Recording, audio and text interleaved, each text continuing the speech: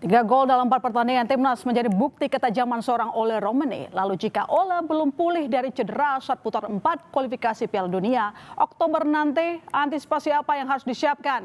Kita akan membahas bersama mantan striker timnas Indrianto Nugroho dan juga analis sepak bola Gita Suwondo. Selamat petang, Bung Nung. Selamat petang, Bung Gita. Ya, selamat petang. Selamat petang, Mbak. Terima kasih telah bergabung. Saya mungkin ke Bung Gita dulu, Bung. Kalau Indonesia versus Liga Arab, ini kan kita kayak seakan-akan mainnya Liga Arab gitu ya, tanpa Ole gitu. Besar peluangnya? Masih ada kesempatan untuk menang? Dengan Ole pun sebenarnya kita tidak difavoritkan untuk bisa melangkah mudah. Kenapa? Meskipun kemarin di beberapa pertandingan Ole lah yang berkontribusi memenangkan Indonesia, Bung. Ya betul, dia bikin 3 gol dalam 4 pertandingan, tapi kan kelihatan waktu lawan Jepang juga dia tidak bisa berbuat apa-apa. Waktu lawan Australia juga dia cetak gol setelah kita ketinggalan. Nggak mengecilkan artinya timnas, perjuangan mereka sudah bagus sekali. Dan hasil yang positif kan kita capai kalau kita bermain di kandang. Artinya kita mencatat kemenangan 3 kali itu tiga-tiganya di kandang, kemudian 1 kali hasil imbang dan hanya kalah dari Jepang di kandang. Tapi away kita dari 6 tim yang lolos ke putaran keempat ini, kita satu-satunya yang tidak pernah mencatat kemenangan. Kita pernah menahan imbang Arab Saudi di Riyadh 1-1. Itu yang menurut saya adalah permainan terbaik timnas away sejauh ini. Kita bermain menyerang, kita melayani Arab Saudi di babak pertama walaupun tertekan di babak kedua, ada penyelamatan penalti Martin Paes, tapi intinya adalah kali ini kan kalau mau lolos setidaknya ke putaran kelima itu kita kan harus 1 kali menang, 1 kali imbang, tidak boleh kalah. Itu yang mungkin akan sulit karena kita juga rekornya belum pernah menang dalam waktu dekat melawan Arab Saudi. Kita hanya imbang melawan Arab Saudi. Dan kalau kita mendapatkan 2 kali hasil imbang tanpa gol, ya akan repot juga kita walaupun kita predikatnya adalah tidak terkalahkan di putaran keempat. Itu aja. Dan tanpa Ole memang akan ada banyak penggantinya, Ragnar salah satunya. Tapi kan mungkin tidak akan sehebat Ole. Saya juga nggak tahu seberapa lama cederanya dia, karena cederanya kan tulang punggung kaki. Itu kan buat striker itu senjata utamanya. Tanya Mas Indri deh.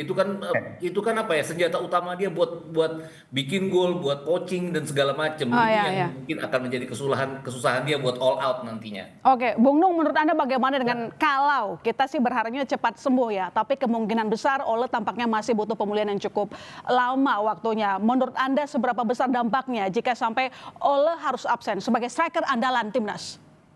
Pastinya berdampak besar juga ya. Tadi Bung kita sudah bicara bahwa Ole dalam 4 pertandingan bisa membuat 3 gol. Ini suatu prestasi yang bagus sebagai seorang striker. Tapi juga kita tidak mengesampingkan beberapa pemain kita. Striker kita juga sebenarnya mampu ya, seperti Ratnar Olahraga, terus ada Rafael Strijk juga pernah melakukan hal melawan Korea waktu itu dengan gol-golnya. Dan kita juga tidak sebenarnya ada beberapa pemain, opsi-opsi pemain lokal kita, Oki Caraka, Sananta, terus Bagaskara, tapi mereka belum mendapatkan jam terbang. Jadi ya saya berharap Ole lebih cepat operasi dan pemulihannya gitu, Mbak. Bung Nung, kan ada 4 nama yang disampaikan oleh Pak Erik ya kemarin, mulai dari Hoki Caraka, kemudian Strijk gitu. Anda melihatnya potensinya seperti apa mereka? Iya, mereka sebenarnya pemain-pemain kunci di beberapa timnya masing-masing ya di Liga 1, dan mereka juga menurut saya patut dikasih kesempatan juga. Tapi ya semuanya kembali ke Patrick Kluivert nanti, apakah mereka mau menurunkan pemain-pemain lokal kita. Padahal pemain lokal kita ya tidak beda jauh sebenarnya, cuman belum ada kesempatan aja mereka untuk menampilkan penampilan yang terbaik buat Indonesia gitu, Mbak. Oke, Mbak. Bung Gita, dari nama-nama yang disampaikan oleh Pak Erik, salah satunya adalah yang bahkan tidak dipanggil oleh Kluivert saat bertanding, Hoki Caraka. Tapi kemudian dia disampaikan bisa menjadi peluang striker pengganti dari Ole. Menurut Anda kira-kira sudah tepat nama-nama yang disampaikan oleh Erik, atau Anda punya nama lain yang bisa membawa kemenangan untuk timnas? Kalau melihat keseluruhannya Hoki Caraka iya, dan sekarang kan dia main di AFF Under 23 ya, Oke. belum main sama sekali lawan Brunei kemarin. Layak dicoba sebenarnya. Ada 2 pertandingan lawan Filipina dan lawan Malaysia. Ya. Artinya dia bisa secara bergantian bermain dengan James Raven nantinya di sini. Kemudian dilihat nanti September nanti kan Ole sudah pasti tidak main. Nah ini kan Ya. kesempatan bagi Ragnar atau Stroik atau Ya, ya. Hoki Caraka atau bahkan Eliano Reinders untuk bisa mengisi posisi di depan.